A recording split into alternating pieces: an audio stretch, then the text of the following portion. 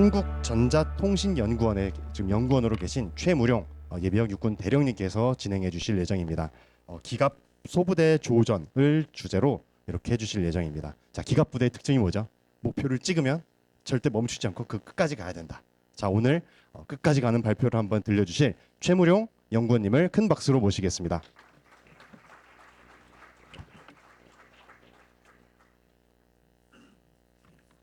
안녕하십니까. 방금 소개받은 앱들이라고 그럽니다. 앱들이 ETRI라고 그럽니다. 한국전자통신연구원에서 말도 어렵습니다. 합성전장 환경화 초실감 전투훈련 플랫폼 핵심 기술 연구팀에 근무하고 있습니다. 쉽게 얘기해서 AR, VR, XR을 활용해서 여러분들 대대급 이하 훈련 체계를 과학화 훈련 체계를 연구하는 데 필요한 핵심 기술을 연구하고 있습니다. 작년 9월까지 육군 기갑 대령이었습니다. 전차 부대에서 소대장부터 기보 여단장까지 했으니까 거기다 또 기계화학교 전술교육단장을 해서 아마 오늘 이런 주제를 우리 조상근 학회장님께서 말할 수 있는 기회를 주신 것 같습니다. 먼저 오늘 제 발표는 일체 교리적, 현학적 표현은 철저히 배제했습니다. 우리 학회가 소부대 전투기술 연구하는 데 초점을 맞추고 있고 오늘 보니까 참석자가 대부분 초급 첨단에서 전투하시는 분들인 것 같아서 가급적 쉽게 설명하는 데 초점을 맞췄는데 제 의도가 성공한 것 같습니다. 감사드립니다. 시작하겠습니다. 다음. 순서는 보시는 바와 같고 세 번째 순서 전장에서 확인된 정답에서 영상 4개를 제가 보여드릴 겁니다. 여러분 스스로가 영상을 보시면서 정답을 한번 찾아보십시오. 네 번째 결론에서 제가 강조하고 싶은 핵심 2가지만 강조하겠습니다. 다음. 조전에 대해서 우리 육군 야전교범에 정의된 내용입니다. 아주 간단하게 정리되어 있습니다. 불완전한 전개 상태, 이동, 예상하지 않은 시간과 장소가 아마 핵심적인 단어라고 보입니다. 다음. 혹시나 해서 한번 인터넷을 뒤졌더니 부산백과사전에서 조전이라고 이렇게 길게 해석을 해놨습니다. 군 공식 정의보다 훨씬 구체적이고 이해하기 쉽게 정리가 되어 있는 것 같습니다. 협조된 작전이 개시되면 조전은 일단 끝나게 되며 차후 작전에 이어지게 된다. 어느 쪽이 주도권을 획득하고 유지하느냐에 따라 차후 작전을 크게 좌우하게 된다는 표현이 중요하다고 저는 생각을 했습니다. 다음. 육군의 현형 교범을 토대로 공격작전 형태에서 조전이 어떤 위치에 있는지 살펴보시면 보시는 바와 같이 접촉 전진을 하다가 예상하지 못한 시간과 장소에서 적과 접촉하게 되어서 조전을 짧게 치르고 바로 급속 공격이나 정밀 공격으로 전환하는 순서로 진행이 됩니다. 물론 조전 후 공격하는 쪽이 있으면 반대편은 방어로 아마 전환이 될 겁니다. 다음. 요즘 조금 좀 뜸한 것 같긴 한데 불과 한두 달 전만 해도 국방일보에 이런 류의 홍보 기사가 본문을 이뤘습니다. 군대가 훈련 열심히 한다는 것은 매우 긍정적으로 생각합니다. 특히나 지난 몇 년을 군복을 입고 지냈던 저로서는 정말 어떻게 보면 짧은 기간이지만 격세지감을 느낀다고 할 정도로 훈련들을 열심히 하는 것 같아서 뿌듯합니다. 그런데 군생활을 30년 넘게 좀 한 사람으로서 한편으로는 이런 바람이 살짝 불안하기도 합니다. 군은 특성상 트레이드오프 경향이 있습니다. 뭘 하나를 얻으면 다른 곳에서는 뭔가 반드시 잃는 것이 있습니다. 조전을 강조하면서 훈련을 강화하면 뭔지는 모르겠지만 다른 분야의 훈련이 약화되는 이런 사례를 많이 봐왔습니다. 다음. 저는 우리 군이 특히 육군이 균형 감각이 매우 약하다는 생각을 해온 사람입니다. 장병 인권 현황 분석을 통해서 취침 시간이 부족하다는 분석이 나오면은 인사계통에서 불침번 통합하고 외곽 경계 초소는 개인화계 탄약고를 빼고는 다 축소하라는 지시가 내려옵니다. 그러다가 어느 한 부대에서 외부 침입자가 울타리를 뚫고 들어오는 상황이 생겨버리면 이번에는 작전 계통에서 이유 불문하고 뭐 취침 여건 이런 거 아무 상관없습니다. 이번에는 부대 울타리 따라서 경계 초소 쫙 다시 깝니다. 때려 부셨던 고가 초소 다시 만들어야 됩니다. 그래서 우리 여기 계신 나이 많으신 부사관들은 고가 초소 때려 부시면 절대로 안 버립니다. 어딘가 딱 써놨다가 다시 설치할 수 있는 만반의 대비 태세를 유지하고 있습니다. 사례를 한번 들어보면은 연평도 포격 도발 때 제가 합참에 있었는데 그 상황이 좀 지나고 나서 우리 군의 그때 우리 군이 전반적으로 전면전보다는 국지 도발 대비 태세에 거의 올인하다시피 하고 있었습니다. 그래서 합참에서 한번 전방사단 전면전 대비 태세를 한번 점검을 하라고 나갔더니 우연찮게 5사단을 나갔습니다. 5사단 작전장교가 2년 근무하면서 정규작전 장교인데 정규작전 작계를 수정해 본 적이 한 번도 없답니다. 훈련도 전부 다 차단선, 봉쇄선 점령 훈련만 했지 뭐 거점 점령 해본 적이 없다고 합니다. 다른 사단 동일했습니다. 이게 우리나라만의 문제냐? 아닙니다. 우리가 동경하는 이스라엘 군이 2000년 이후에 그 테러와의 전쟁 이후에 지금도 문제가 되고 있는 가자 지구, 그다음에 서한 지구에서 폭동이 일어나니까 그거에 대비해서 예비군 동원된 예비군을 그쪽 지역 경계 임무에 투입을 했습니다. 그러다가 여러분은 잘 모르지만 2006년에 레바논 남부에 있는 헤즈볼라와 전면전이 벌어졌습니다. 그리고 이스라엘 스스로 그다음에 외국에서도 인정하듯이 이스라엘군이 패배했습니다. 정규군도 아닌 헤즈볼라 군에게 패배를 했습니다. 그리고 천하의 이스라엘 기갑부대가 헤즈볼라의 대전차 공격에 매복에 당해서 전차를 버리고 도망가는 상황까지 벌어졌습니다. 6년 정도 전면전 대비 훈련 하나도 안 하고 테러와의 전쟁에 대비하고 가자지구 경계 임무만 수행하다가 당한 일이었습니다. 다음, 이런 염려를 담아서 혹시 이번에도 이런 우를 범할까 해서 우리 기갑부대들이 어떻게 반응하고 있는가 한번 제가 여기저기 확인을 해봤습니다. 제 우려가 기우였다는 판단을 하게 되어서 정말 다행이라는 생각을 했습니다.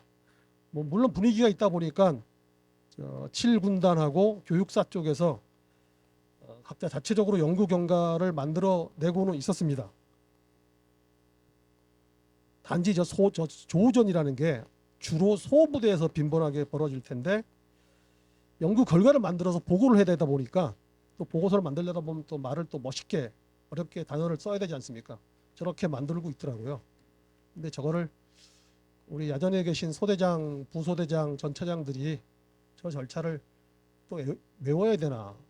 기계학교 들어가서 시험 보기엔 딱 좋은 정리인데 야전에서 저걸 외워서 실제 전투 기술로 적용할 수 있을까 하는 걱정은 살짝 들었습니다. 다음. 그래서 지금 기계학교에서 간부들에게 그래서 조전에 관련돼서 어떻게 가르치고 있는지를 한번 직접 확인을 해봤습니다. 이미 기계학교에서 제대로 가르치고 있었습니다.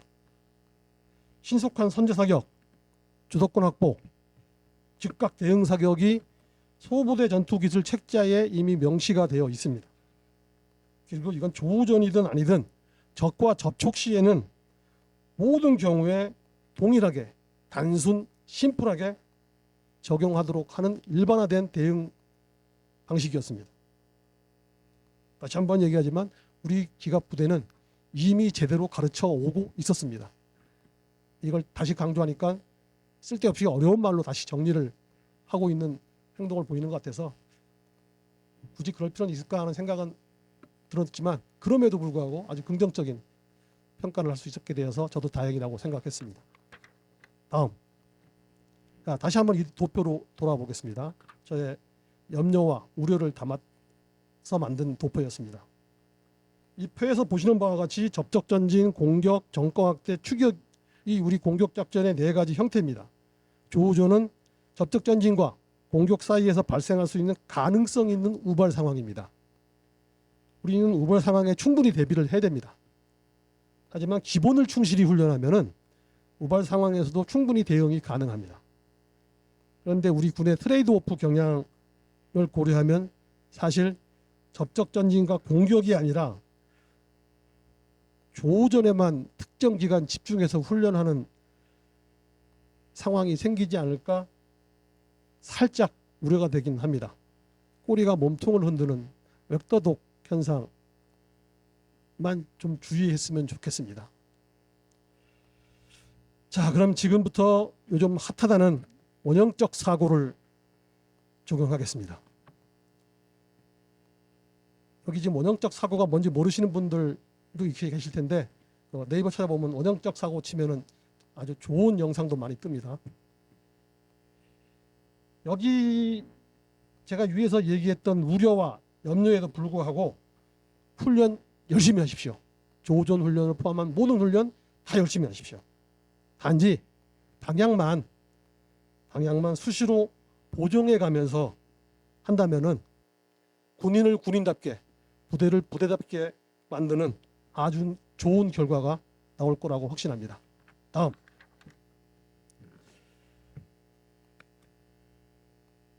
오늘 여기 전투복 입고 와 계신 분들을 보니까 유튜브로 상징되는 영상 세대가 확실합니다. 그래서 저는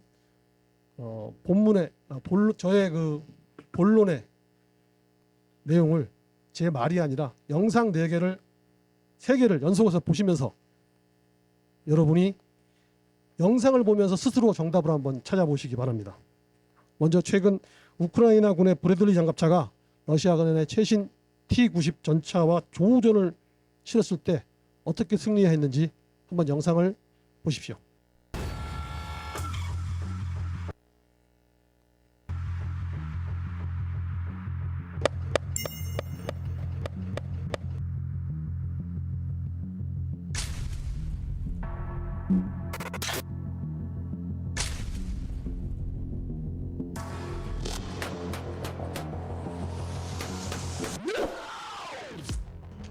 우크라이나 동부 도네츠크주에 위치한 스테포베 마을.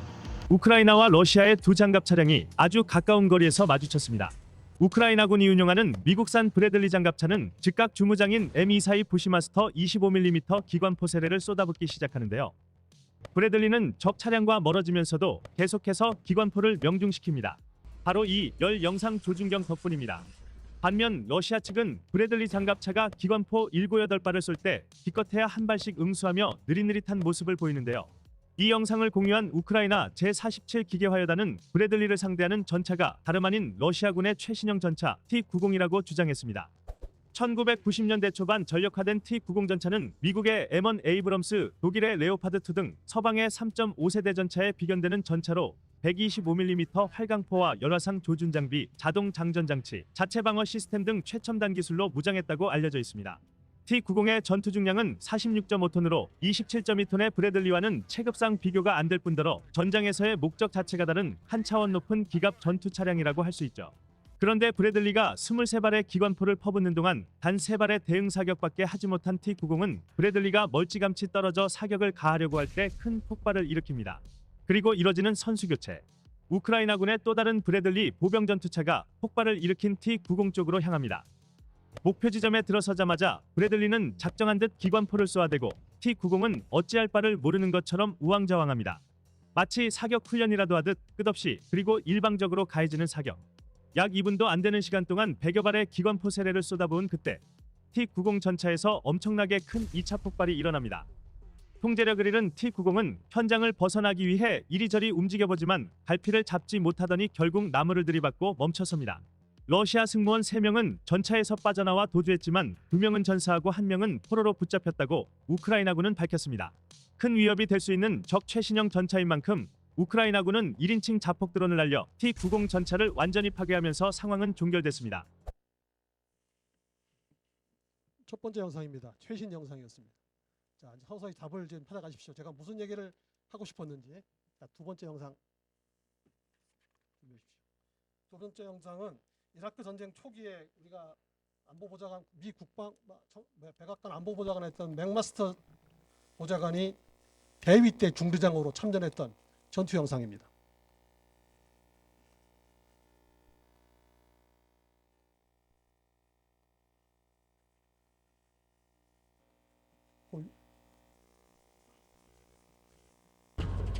It has a thermal imaging system that can identify the heat signatures of potential targets, even in the worst conditions.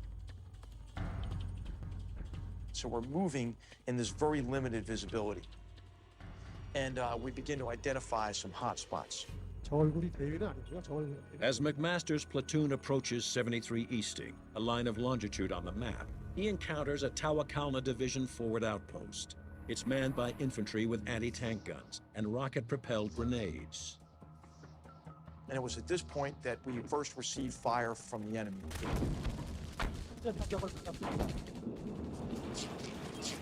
What we had to realize is we were paralleling a road that ran due east right into the enemy's position. The Battle of 73 Easting, the last great tank battle of the 20th century, is about to begin. February 26, 1991. It's been 2 days since the U.S.-led international coalition invades southern Iraq in an attempt to outflank Iraqi forces and drive them out of nearby Kuwait. In response, the Iraqis establish a defensive screen, deploying 5 divisions of Saddam Hussein's elite Republican Guard, including the fully mechanized Tawakalna Division.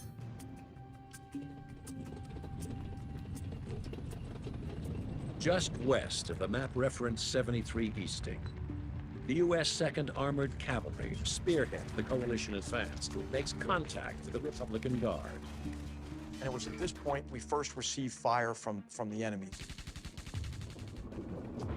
I then pull up our 9 tanks online, all of us oriented on this village. I give this troop fire command. Village, direct front, frontal, 1 round heat at my command, ready report, which means everybody load a heat round, look at that village, pick out your aim points on the enemy positions.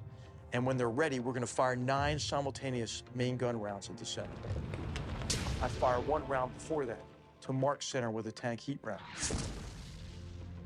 Green says ready, white says ready. I say fire, 9 tank main gun rounds impact simultaneously.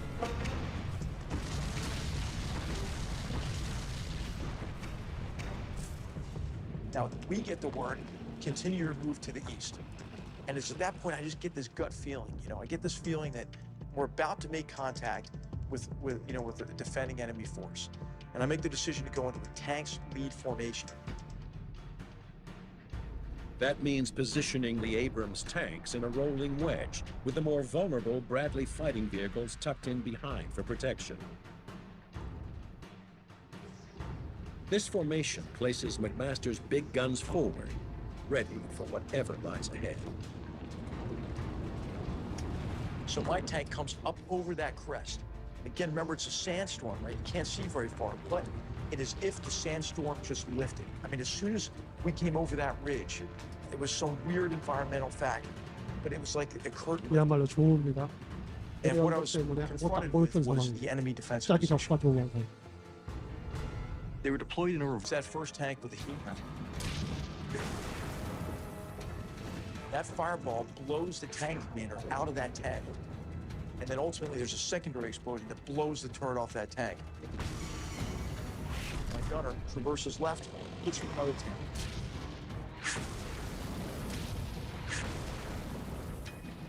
We're able to destroy 3 tanks as our tank hits the first leading edge of the minefield. As we were coming out of the minefield, we had a couple of tanks to our front. It was, sir, I got tanks to my front. And I'm looking at the tank that we're about to take under fire, and the gunner hesitated. Sir, can I shoot? Can I fire? I said, for God's sake, shoot! We swung to the next one and fired. And in the meantime, I could see that Eagle Troop was taking enormous numbers of vehicles under fire.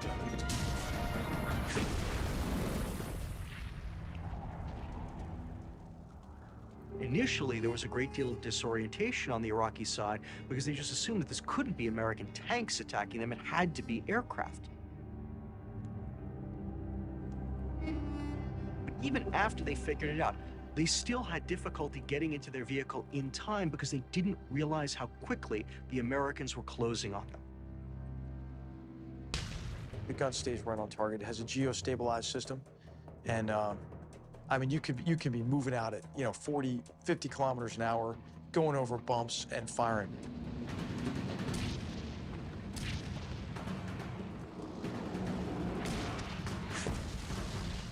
And then the shock effect of a 7-ton machine hurtling at you. I think this is the blow from which the enemy could never really recover.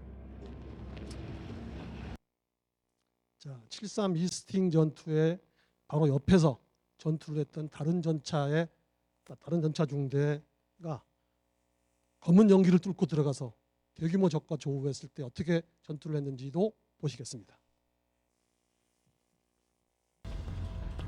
When the Tarakal soldiers finally figure out that there is a major attack on them, they leap to their tanks, they get in their tanks and their armored fighting vehicles, and they fight back as best they can.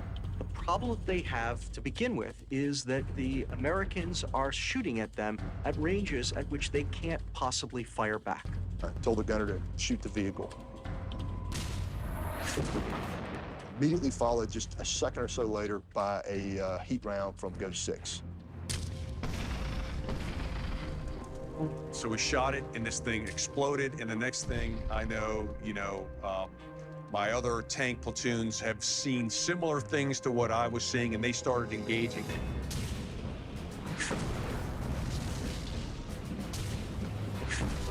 Now you've got the dark, oily, black smoke mixed in from the vehicle that's just destroyed that is hot. You can see people and things moving behind it. So I called my troop commander and told him, hey, sir, there's something past that smoke. That wasn't a single vehicle.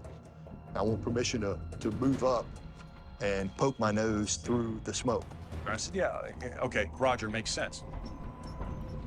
So these 4 tanks of Andes just disappear through the black smoke. And then it's just absolute Armageddon. I can see rounds being fired, I don't know whether it's friendly, I don't know whether, they're being attacked. And I'm trying to raise Andy off the net. And, as I'm watching this, it's like, okay, Captain, what are you going to do now? 전투 속으로 들어갔는데 소대가 통신도 안 되는 상황입니다. 그야말로 임무용 지휘를 내야 되는 소대장이 그 상황인 겁니다. 앞에 뭐가 있는지도 모릅니다 지금. We realized that we had about a company defense spread out. 소대장입니다. 경기를 통과한 소대장. He was in them. He was in their assembly area. I mean, he was in and amongst these guys.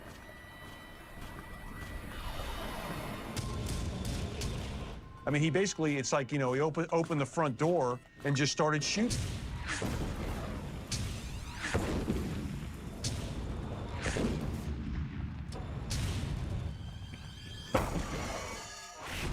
All that explosive force is funneled up through the turret.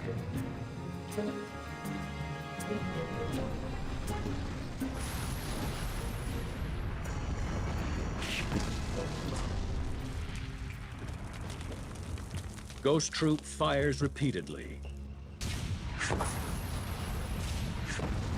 until the Iraqi tank company is all but destroyed.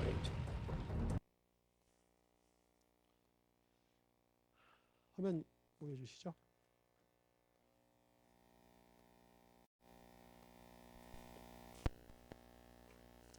영상 잘 보셨습니까? 답은 찾으셨습니까?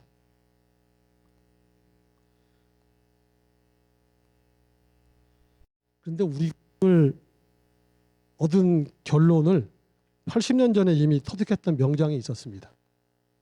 바로 롬멜 장군입니다. 그건 나중에 자서전을 쓰기 위해서 그날 하루하루 메일을 자기가 메모 형태로 정리를 해놓은 걸 나중에 책으로 출간을 했는데 론멜이 직접 작성한 메모 내용입니다. 화면 나갔습니다. 선제 사격을 통해서 주도권을 확보하라. 적의 위치를 정확히 몰라도 우선 사격을 하라. 다음.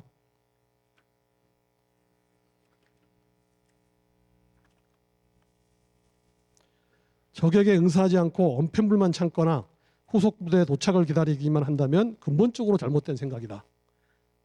이렇게 론멜이 80년 전에 전후를 만들어 줬습니다. 이런 교훈을 따른 쪽과 안 따른 쪽 어떤 결과를 가져왔는지 살짝 영상 한번 하나 더 보실까요? You know, after the attack, we ran out and then captured some additional enemy prisoners. We put them in the back of our squadron tactical command post, Bradley. And as they closed the turret shield door, there was a picture of Erwin Rommel, who, you know, we had admired and sort of patterned ourselves after in terms of his tactics. So this brigade commander says in perfect English, you know, why do you have a picture of your World War II adversary in your Bradley? And one of our privates in the back of the Bradley said, listen, why don't you just shut the hell up? If you'd read a little bit more about Rommel, you wouldn't be sitting in the back of my track. 일병이 훨씬 나았습니다. 생도들도 많이 와 계신데 여러분이 전쟁사를 공부해야 되는 이유가 바로 이 영상에 답이 있습니다. 다음. 자, 지금부터 결론입니다. 첫 번째 결론. 기본에 충실하자. 어떠한 경우에도 화력의 우위 달성은 승리와 피해 최소화의 가장 중요한 전제 조건입니다. 조우도는 물론이고 전투 부상자 처치 상황에서도 화력의 우위가 최우선 전투 기술입니다. 제가 아마 지금도 육해공군 해병대를 통틀어서 TCC 세계구나. TC3 과정 군의 의무학교 수료자 중에 최고 계급자일 겁니다. 제가 군생활 마지막 자격증이 TCCC 자격증이었는데 그때 의정병과 부사관 교관이 했던 그 한마디 생생하게 기억합니다. 최선의 사상자 응급처치는 화력의 우위 달성이다. 화력의 우위 달성이 없는 한 어떤 행동도 할 수 없습니다. 거기서 어떻게 지혈을 하고 어떻게 환자를 이송합니까? 적과 접촉하기 전에는 원거리에서 예상되는 표적의 포병이나 박격포를 이용해서 적이 있을 거라고 예상되는 지역에 미리 사격을 해야 됩니다. 근거리에서 적과 적을 조우하거나 식별했을 때는 가지고 있는 모든 화력을 동원해서 적이 있을 것이라고 판단되는 지역이라도 사격을 해야 됩니다. 어떤 지휘관은 탄약이 낭비된다고 사격을 못하게 할 수도 있습니다. 하지만 탄약은 짧으면 몇 시간, 길어도 며칠 내에 재보급이 되지만 여러분의 전차는 짧아야 3개월, 길면 1년 동안 보충 안 됩니다. 더 중요한 여러분의 전차 승무원은 20년이 지나야지 보충이 됩니다. 다음. 자, 아까 영상에서 봤던 전투 기술, 전투 대응에 대해서 우리 전차부대 간부들이 좀 소홀히 하는 경향이 있습니다. 왜? 한반도 지형 전부 다 단일 기동로인데 언제 전투 대응, 어떻게 횡대 대응 뭐 이런 거 어떻게 펼칩니까? 서부 축선에서 오신 우리 전차부대 간부들이 계시다면은 여러분이 한번 생각해 보십시오. 도로를 중앙에 놓고 좌측과 우측에 뭐가 있는지, 논, 밭, 개인 사유지, 훈련 때 절대로 못 들어갑니다. 하지만 전시에는 반드시 들어가야 될 지역입니다. 그런 공간까지 다 합치면 여러분은 전시에 횡대 대응 충분히 벌릴 수 있습니다. 여러분은 6.25 이전에 한국군에게 전차를 주기 싫어했던 미 군사 고문단이 주입했던 그 논리, 한반도 지형에서 전차의 운용이 부적합하다는 그 말도 안 되는 논리로 74년간 가스라이팅 당하고 있는 겁니다. 대한민국은 전 세계에서 지금 현재 전차, 장갑차, 자주포 등 궤도 차량의 밀집도가 가장 높은 지역이 한반도입니다. 그 군사고문단의 논리에 대한 강력한 반증입니다. 다시 강조합니다. 적과 조우 시 즉각적으로 화력의 우위를 달성할 수 있도록 매트 TC라는 임무 변수를 고려해서 최적의 전투 대응을 선택하고 유지할 수 있는 능력 반드시 훈련해야 됩니다. 다음. 제가 명색이 기갑 대령 출신인데 우리 전차 소대 교범을 볼 수가 없어서 인터넷 들어가서 미군 전차 소대 교범을 딱 찾으니까 5분 만에 캡처해서 만드는 사진입니다. 사진 여기도 할 말이 많지만 일단 여기서 보면은 천하의 미군도 수신호로 전차 대형을 변형하는 훈련을 합니다. 아까 같이 적정이 명확하고 적이 확인됐을 때는 전차를 전방에 세웁니다.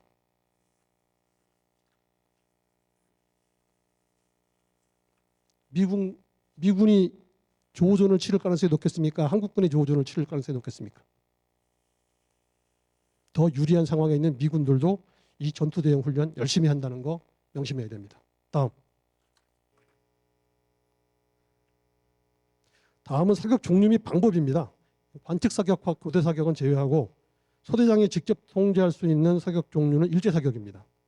정면사, 교차사, 종심사 이 사격 방법을 어떤 상황에서 적용해야 되는지 분명히 인식하고 훈련해야 됩니다. 강릉 대간첩 작전에 우리 동기들이 중대장으로 참가를 했었는데 가장 힘들었던 것이 사격 통제였다고 합니다. 딱 두 가지입니다. 사격 개시, 사격 중지. 특히 사격 중지 불가능했다고 합니다. 탄창에 탄이 다 떨어질 때까지 사격합니다. 가장 기본적인 이런 사격 통제조차도 전투 시에는 상상을 초월할 정도로 어렵습니다. 정면사, 교차사, 종심사, 지명사 등등 상황에 적합한 다양한 사격 종류를 평시부터 훈련하지 않으면 전시에 절대로 적용할 수 없습니다.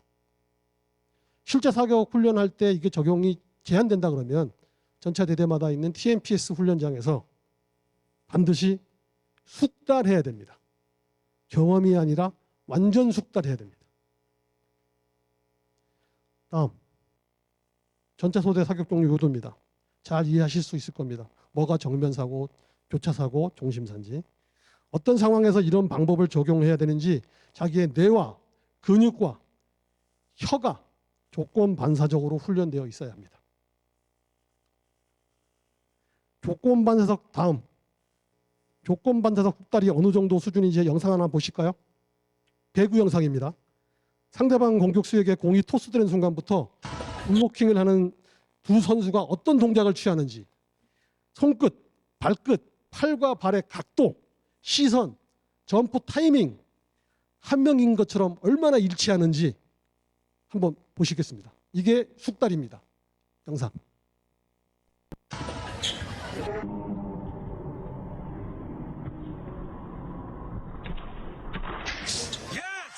자, 다시 한번 보여주실래요? 이번에 다시 한번 보여주세요. 이번에는 한번 팔을 한번 보십시오. 팔과 손목 각도 잘 보십시오.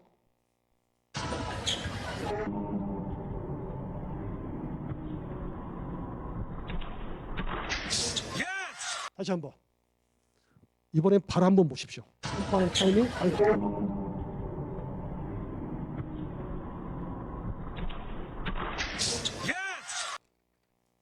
이게 특정한 상황에서 우리 소부대가 적용하는 전투 기술을 완전 숙달한다는 개념입니다.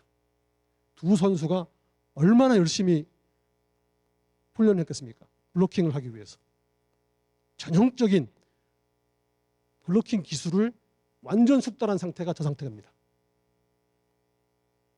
다음. 제가 전차 소대장이라면 조우전에 관련 훈련할 때 딱 이 네 문장을 소대장으로서 훈련을 할 겁니다. 이 네 가지 명령만 완전 숙달되도록 혼자 연습하고 TMPS장에 소대원들 다 들어가서 이 명령에 대해서 소대원들이 어떻게 행동하는지 소대 전차 세대 또는 내대장이 사격 명령 후에 전차장의 판단에 따라서 어떻게 사격을 하는지 적방향으로 과감하게 돌격하며 사격하는지 아니면 쭈삣거리면서 숨을 꼭 찾느라고 사격 못하는지 확인해야 됩니다. 그리고 하도록 해야 됩니다. 다음 두 번째 결론입니다. 이거는 상급 부대가 해야 돼야 될 일입니다. 제가 가장 강조하고 싶은 말은 예하 부대가 조우전에 직면하지 않도록 해야 한다는 것입니다. 조우 상황은 분명히 일어날 수 있습니다. 대부대에서도. 하지만 자신들이 갖고 있는 감시 정찰 역량을 총동원해서 다수 표적 또는 대규모 표적은 사전에 식별을 하고 필요하면 제거하고 그 정보를 예하 부대에 줘야 합니다. 그럼에도 불구하고 은폐된 소규모 적을 찾아내기가 힘드니까 그건 예하 부대가 직접 기동하면서 찾아낼 수 있도록 최말단 단차에까지 소형 감시 정찰 드론 또는 자폭 드론을 전력화시켜줘야 합니다. 물론 저도 우리나라의 전력화 절차가 얼마나 지난하고 답답하고 한지 잘 알고 있어서 허공에 대고 외치는 소리일 가능성이 높다는 것을 알고 있지만 우크라이나 러시아 전쟁의 전후 분석을 잘 하라고만 지시하지 말고 가장 빠른 시간 내에 이런 드론을 예하 부대에 어떻게 나눠주고 어떻게 숙달시킬 것인지 고민해야 됩니다.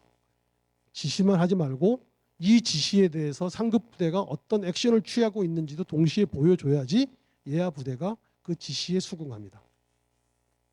이 문제는 지금 우리가 시간을 가지고 차분히 추진해야 해도 되는 먼 미래의 얘기가 아니고 지금 당장 행동으로 실천해야 될 과업입니다. 다음. BBC가 러시아군이 개전 초기에 왜 그토록 무능하다고 비판을 받았는지 분석한 기사입니다. 공중정찰 미흡으로 방자인 우크라이나군의 매복 공격을 포착할 수 없었다. 펀치는 엄청 강한데 유리처럼 약한 권투 선수라고 표현을 했습니다. 지금 우리가 K2 전차에 환호하고 북괴군의 구형 전차에 비교하면서 당연히 우리가 승리할 거라고 시시낙낙하고 있는데 만약 북괴군이 우리보다 더 많은 드론을 활용한다면 그래서 한반도 전체 공중 우세권은 한미연합군이 갖고 있지만 미군이 이라크에서 경험했던 것처럼 특정 지역에 국지적으로 공중 우세권을 적이 점유하고 있다면 우리 K2가 천마호나 불세 대전차 미사일에 격파당하지 않는다고 장담할 수 있을까요? 다음. 다시 한번 강조하지만 훈련입니다. 우리 정책실장님 말씀하신 대로 훈련이 가장 기본적인 전제 조건입니다. 초기 전투에서 러시아군 전차 손실의 절반은 훈련되지 않은 전차 승무원들이 전차를 버리고 도망간 것입니다. 러시아군은 전차를 잃었고 우크라이나군은 그걸 노획해서 다시 전장에 투입했으니까 결국 러시아군은 전차를 2대를 잃어버린 겁니다. 제대로 훈련되지 않으면 앞에서 제가 사례로 말씀드렸지만 천하의 이스라엘 군도 메르카바 전차를 버리고 도망갑니다. 훈련장 여건이 민원, 안전 등의 이유로 매우 어렵습니다. 그러면 과학화 훈련 체계를 더 많이 운용해서 FTX에서는 제한되는 최악의 기상, 지형, 적 상황을 항정한 훈련을 지속적으로 시행해야 합니다. 소위 똥차라고 불리는 T-55 계열 적 전차를 10년간 운용하고 승무원이 10년간 운용하고 최신형 K2 전차를 18개월 또는 5년간 운용하는 승무원이 전장에서 부딪혔을 때 과연 우리 K2 전차가 T-55를 이긴다고 장담할 수 있을까요? 양이 질을 이길 수 있습니다. 질적 우위는 더 많은 훈련을 통해서만 유지될 수 있습니다. 다음. 마지막으로 강조하면 소부대는 기본에 충실해야 됩니다. 전투 대형, 사격 종류, 사격 형태 너무나 기본적인 건데 우리가 잘 훈련하지 않습니다. 상급 부대는 본인들이 미래라고 얘기하는 것을 앞당겨야 합니다. 그건 이미 미래가 아니고 현실이 되어 있기 때문입니다. 우리가 우크라이나에서 확인하고 있지 않습니까? 그래서 우리 말단 전투원들이 조전을 하지 않아도 승리하는 군대가 되도록 해야 합니다. 감사합니다.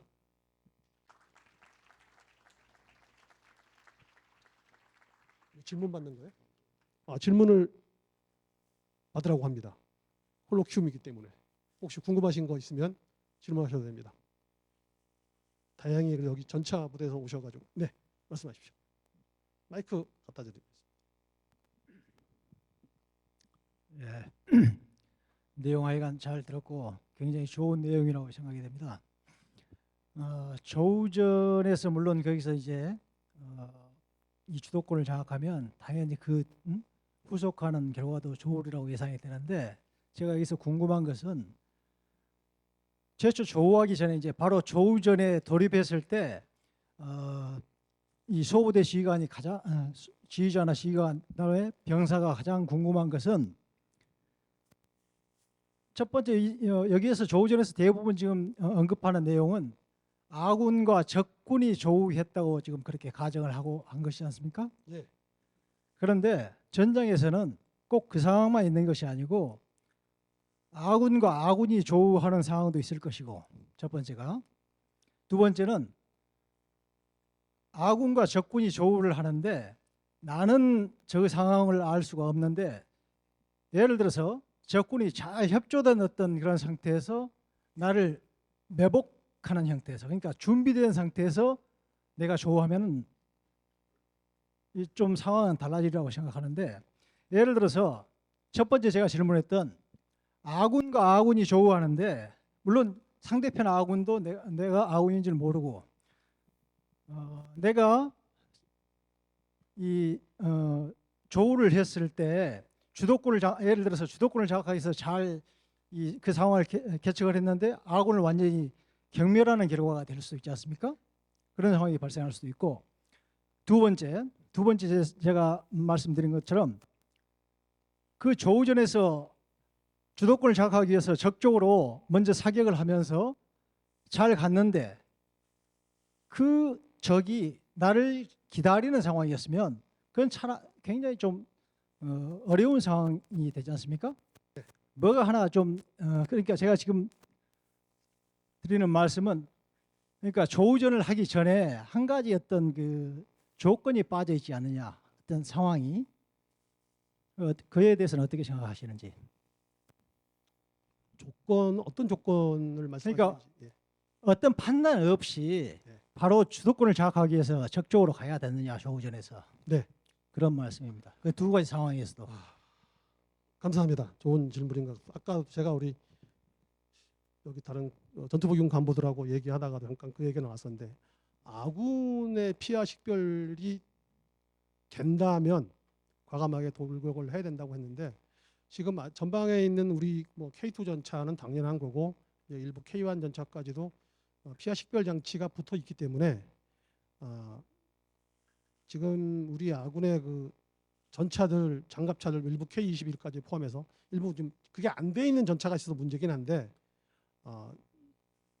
아군끼리의 피하 식별은 충분히 된다는 전제 조건을 가지고 있어야 됩니다. 그럼에도 불구하고 제가 지휘관을 하면서 시켰을 때 피하 식별을 했는데 적과 피하가 구분이 안 되고 이게 피하 구분이 안 되는 적이 있습니다.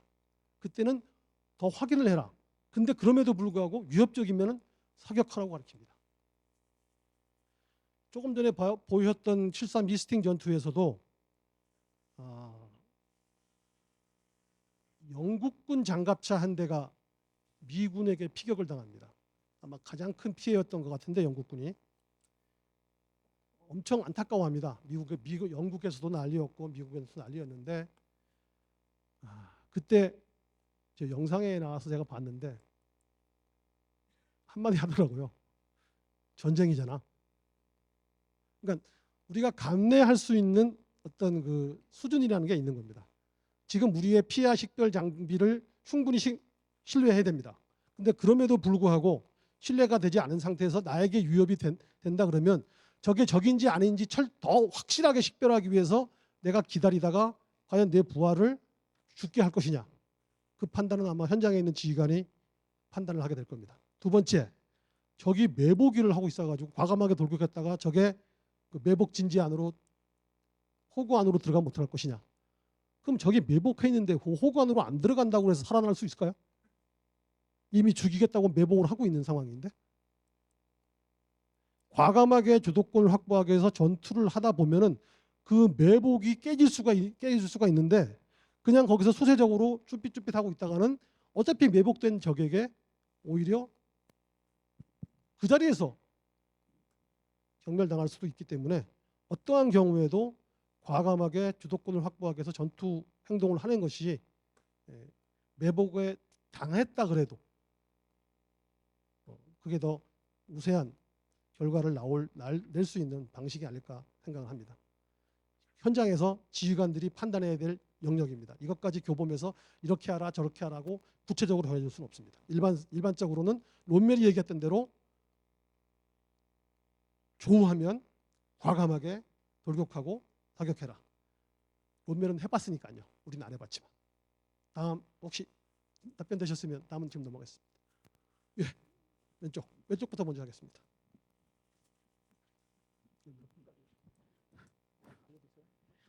네, 발표 잘 들었습니다. 네. 한남대 법학부 3학년 김재현입니다.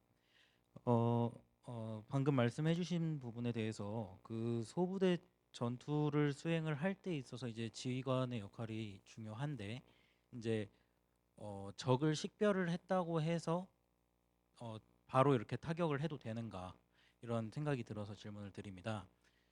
소부대 같은 경우에는 말 그대로 전차만 이동을 하면 상관이 없지만 이제 상급 부대 뭐 사단이나 군단급에서 작전을 수행을 할 때 전차만 고려하는 것이 아니라 포병이나 보병도 같이 고려가 돼야 되는데 전차의 이런 그 전투 행동으로 인해서 다른 군단급, 사단급 작전 수행 중에 이제 작전을 이제 고려하는 중에 계획이 틀어지는 것 이거에 대해서 상급 제대에서 통제를 먼저 해줘야 되는지 아니면은 공세를 해놓고서 이제 상급 부대에서 그걸 고려를 해줘야 되는 것인지 그거에 대해서 질문드립니다. 소부대가 공격을 하고 있을 때 적을 식별하거나 적과 조우가 됐으면은 공격을 해야 됩니다. 상급 부대의 작전이 전차를 보내면서 야 너희들 있잖아 절대 들키지 말고 A에서 B 지점까지 가 이렇게 명령을 내릴 지휘관은 없습니다. 전차는 이동하면 바로 들킨다고 봐야 돼요. 그래서 내 전차가 가고 있는데 내 옆에 적이 출현했다. 그거를 야야 숨어서 조용히 지나가. 이렇게 지시할 지휘관은 제가 보면 없을 것 같습니다. 무조건 적이 식별되면은 전차는 적이 진짜 멍청해서 자고 있는데 우리가 여기를 싹 지나가는 게 더 중요하다고 판단되면은 지나갈 수 있겠지만 그럴 가능성이 높지 않다 그러면 무조건 교전을 해야 됩니다. 상급 부대 작전이 지도 비능이 중요하다 그러면 전차를 안 보냈겠죠. 예, 이쪽에서 아까 손 드셨던 분, 예, 이거 껐습니다. 예, 안녕하십니까. 12사단 이채현 중이라고 합니다. 하울리 갈까 봐. 네, 그 발표 잘 들었습니다. 다름이 아니라 이제 제가 궁금한 점은 기갑 여단 내에서도 기계화 보병이 있고 그다음에 저희 여단 같은 경우에 작년에 KCTC를 했기 때문에 그 준비 과정을 제가 보면서 느꼈던 점은 전차 중대 혹은 일부 전차 부대랑 일반 보병 부대랑 이제 제병 협동으로 해서 공격을 하는 과정이 있는데 제가 느끼는 거는 우리나라 전차하고 장갑차끼리는 이제 무전도 되고 그다음에 피하 식별 장치가 있어서 괜찮다는 판단이 들지만 일반 보병, 기계화 보병을 제외한 일반 보병과의 제병 협동도 충분히 이루어져야 될 상황이 있지만 제가 봤을 때는 일반 보병 부대에서는 피하 식별 대책이 충분히 있는가 하면 저는 그게 없다고 생각합니다. 제가 분명 병과학교에서는 이제 열상 조끼가 있다고 했지만 야전에서는 조금 보지 못했고 그리고 저희 인접 부대가 올해 KCTC를 가야 됐어가지고 저희가 대신 근무를 서는데 이 무전의 일부가 이게 잘 안 되는 것도 저 느꼈었기 때문에 실질적으로 봤을 때는 이제 전차뿐만 아니라 전차, 포병, 공병들 간의 피하 식별 대책이 있어야 되는지 과연 이게 전 제대로 되고 있는가가 솔직히 저는 의문입니다. 그래서 또 이 부분이 좀 문제가 된다고 느껴지는 점은 제가 알기로는 우리 육군에서 쓰고 있는 이 위장 패턴이 타국으로 유출이 됐다라고 생각하고 그다음에 제가 인터넷에 종종 살펴만 봐도 일부 전 병사나 간부였던 사람들이 군복을 이제 해외 군인이나 이제 민간 업자들한테 파는 경우를 많이 봤기 때문에 이런 걸로 북한군 특수작전 부대가 무장 입고 내려왔을 경우 우리가 이걸 과연 피하 식별할 수가 있을까? 이게 첫 번째 문제라고 생각하고 또 그다음에 용사들 같은 경우에는 전차하고 장갑차, 자주포를 구분할 수가 없습니다. 근데 대부분의 간부들이 저는 그렇다 생각합니다. K55하고 K9 자주포, K1 전차를 구분할 수 있을까? 이런 부분에 있어서 이미 우리가 미흡한 상태인데 조전을 했을 때 일단은 쏘아야 된다라고 하면 전 그 부분이 과연 맞을까라는 생각은 들게 됩니다. 그게 정말로 이제 우리 군복으로 입고 온 북한군일지 혹은 중국군일지 아니면 그게 전차 부대에 앞장서서 가기 위해서 기동 역광을 마련해 주기 위해서 그 일대 장애물을 개차고 있는 우리 공병대대인지를 알 수가 없는 상태에서 무작정 쏴야 된다? 이거는 좀 적절하지 않다고 생각합니다. 예, 좋은 질문이라고 생각합니다. 사실 우리 군의 가장 큰 취약점 중에 하나인데 통신 뭐 이런 기본적인 그 개인 전투 장구류를 포함해서 통신 문제가 지금 가장 큰 문제라고 생각하는데 전체가 보병을 아군 보병과 북괴군을 식별할 수 있느냐? 보니까 북괴군도 얼룩무늬 비슷한 거 입고 다니더라고요. 제가 전차를 타고 봤던 우리 여단장님도 하신 분도 계시지만 제가 전차를 타면서 보병을 보면은 보병은 식별이 잘 안 됩니다. 그러니까 거기에 우리 아군이 있을 거라고 판단되고 작전 계획상 거기 우리 아군이 있다고 판단됐으니까 그게 아군일 거라고 추정을 하는 것이지 거기 진짜 아군이 다 전멸당하고 북괴군이 있었다. 그러면 명확하게 공격을 해오기 전까지는 적으로 식별할 수가 아마 없을 겁니다. 그래서 아까 얘기했던 뭐 피아 영상 쫓기 뭐 그런 거 얘기하는데 아마 그런 우려 때문에 그런 뭐 소요가 전력화 소요가 나오고 했던 것 같은데 전차를 타고 이동하다가 적의 적 보병이 아군이냐 아니냐는 간부들이 또는 지휘자 지휘관이 계획상 적이 아군 지역이다라고 식별되지 않는 한 보병을 식별하는 것은 쉽지가 않습니다. 그럼에도 불구하고 공격을 해야 되느냐? 매복이 저기 내가 지금 전차가 기동하고 있는데 저기 아군 지역이 아니라고 판단된 지역에 뭐가 움직인다. 그러면 저거 아군인지 북괴군이 식별할 때까지 쏘지 말아야 되는 거 아닌가? 라고 저는 소대장이라면 판단하지 않겠습니다. 야, 저기는 아군이 없는 지역이야. 뭐가 움직인다. 쏴. 소대장이면 그렇게 되지 않을까요? 왜? 내가 죽을 수 있는데요. 그러니까 인간은 자기의 본능을 위배되는 행동을 하려면 엄청 고도로 훈련이 돼야 됩니다. 전시에 그거를 요구할 수 있느냐? 야, 저기 분명히 아군이 없다고 그랬어. 나는 그렇게 명령을 받았고 그렇게 정보를 받고 왔어. 근데 뭐가 움직여. 저기서 갑자기 대전차 미사일 날아오면 어떡할 겁니까? 그래서 간부가 그런 걸 판단할 수 있는 현장에서 판단할 수 있는 능력과 임기응변이 필요하다는 겁니다. 임무형 지휘라는 얘기를 그래서 하는 겁니다. 두 번째, 병사들이 아군 장갑차, 전차, 자주포를 식별 못합니다. 가끔가다 기계화 부대가 훈련하다 보면은 전차로 유전하기 위해서 우리 K200 장갑차 위에다가 화이바텍스라고 전차 탄 종이 박스 있습니다. 그거 한 2개, 3개 붙여가지고 딱 주포같이 만들거든요. 그럼 뭐 실제로 그거 전차라고 보고합니다. 그 맨날 옆에서 보는 K200 장갑차에다가 그걸 붙였는데 병사들은 전차라고 보고하고 자주포 지나가면 전차라고 보고합니다. 6.25 때도 그랬고 2020년대도 그럽니다. 그래서 어떻게 할까요? 라고 물어보기보다는 교육을 해야겠죠. 그리고 간부들은 병사가 그런다면 이해를 할 수 있습니다. 간부가 그러면 안 됩니다.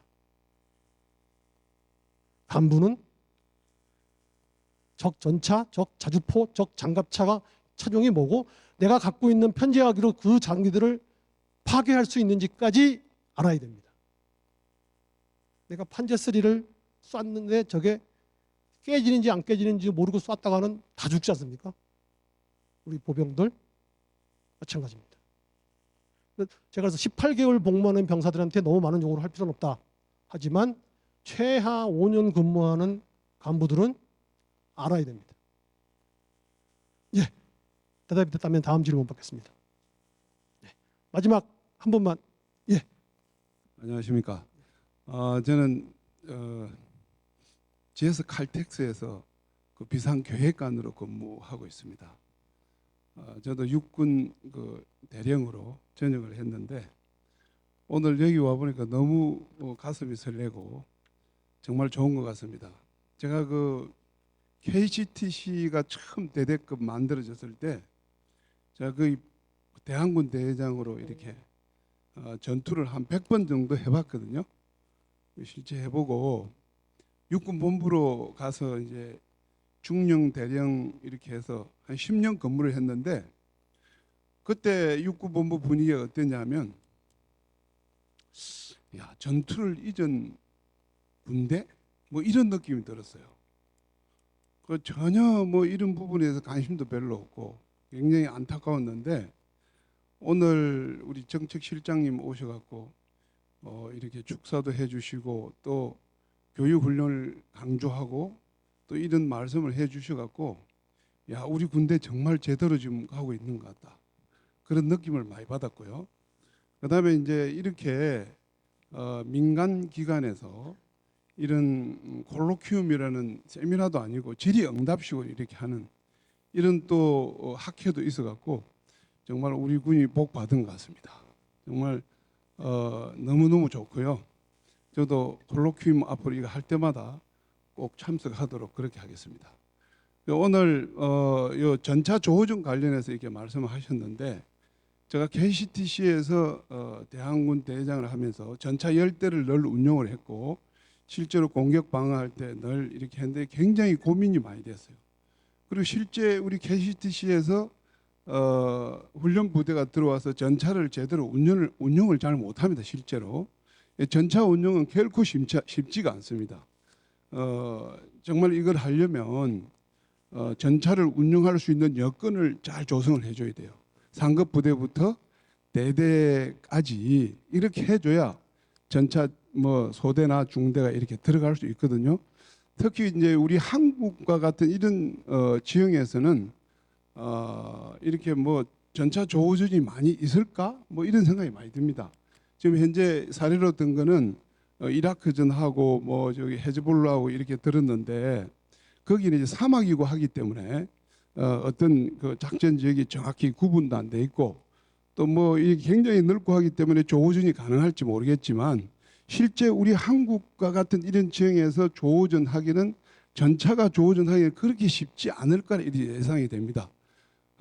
그러나 어떤 작전 지역이 이렇게 만들어지고 전차를 투입하고 하는 과정에서는 실제로 이제 조우전보다는 여건이 조성되면 전차가 들어가면서 막 이렇게 타격을 하고 할 것 같은데 이제 그런 전차가 투입되는 상황에 딱 직면하게 되면 제가 봤을 때는 우리 발표자께서 말씀하신 대로 피하 구분하면은 당합니다. 현재 북해군도 RPG-7도 갖고 있고요. 다 대전차 무기를 갖고 있기 때문에 탱크는 들어가는 순간 충격력을 이용해서 보병이라든지 다 마비를 시켜야지 그게 뭐 그때 들어가면서 쏠까요 말까요 하고 하면 다 죽게 돼 있어요. 그렇기 때문에 탱크가 운용된다면 바로 충격력을 이용해서 바로 전부 타격을 해야 되고 그 하기 전에 반드시 보병 부대는 탱크가 운용될 수 있도록 지뢰도 개척해주고 견부도 장악해주고 또 저기 어디에 있는지도 다 알고 탱크가 들어가야지. 그러지 않으면 아까 말씀하신 대로 저기에 사지로 들어가는 거다. 그래서 그 여건 조성을 해주는 것이 굉장히 중요하고 여기에 있는 우리 소부대 인원들도 그런 여건 조성에서 이렇게 해줘야 되고 또 탱크 운용하는 분들도 탱크를 운용할 때 과감하게 들어가서 해줘야 생존성이 보장된다. 그러지 않고 더듬하게 하게 되면 탱크는 그야말로 가장 값비싼 그 뭐라고 그럴까요? 뭐라 그러잖아요. 뭐라 그래요? 가장 값비싼 관이 될 수 있다 하는 것을 꼭 명심해 주셨으면 좋겠고 그다음에 이제 제가 우리 해병대 요원들 용감하잖아요. 해병대들이 오면은 그냥 탱크 저기 장애물하고 이런 게 있는데 개척도 안 하고 용감하게 들어서 다 터져서 다 죽었어요. 절대로 그렇게 무식하게 여러분들 전투하면 안 됩니다. 우리 전우들 살리려면 정말 지혜롭게 하고 반드시 탱크를 운용할 수 있는 여건을 조성하고 한 상태에서 탱크를 운용해야 되고 들어간다면 그야말로 과감하게 이것저것 따질 시간 없어요. 바로 충격을 위해서 다 타격하고 들어가야 승리할 수 있다 하는 것을 좀 말씀드립니다. 감사합니다. 예. 지금 뭐 제가 저 할당된 시간이 다 돼가지고 제가 보니까 우리 군의 100회 이상 전투를 하신 살아있는 빅데이터 같으신데 군에서도 그렇고 우리 학회에서도 그렇고 잘 좀 앞으로 좀 최빙도 하시고 활용을 했으면 좋겠습니다. 제가 기갑장교로서 마지막 여기 보병도 많고 하니까 얘기하겠습니다.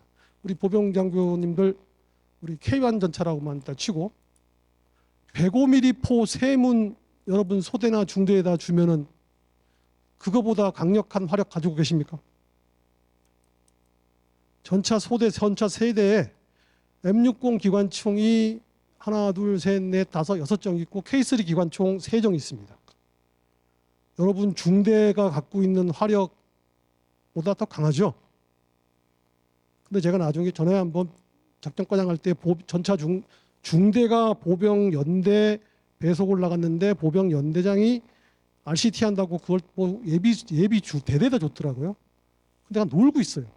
왜 놀고 있냐 그러니까 지원 배속 부대망에다가 넣어놔가지고 전장 상황을 모르고 있더라고요. 그래서 작전과장이 동기였는데 야 쟤네가 지금 105mm 포가 10문 있거든.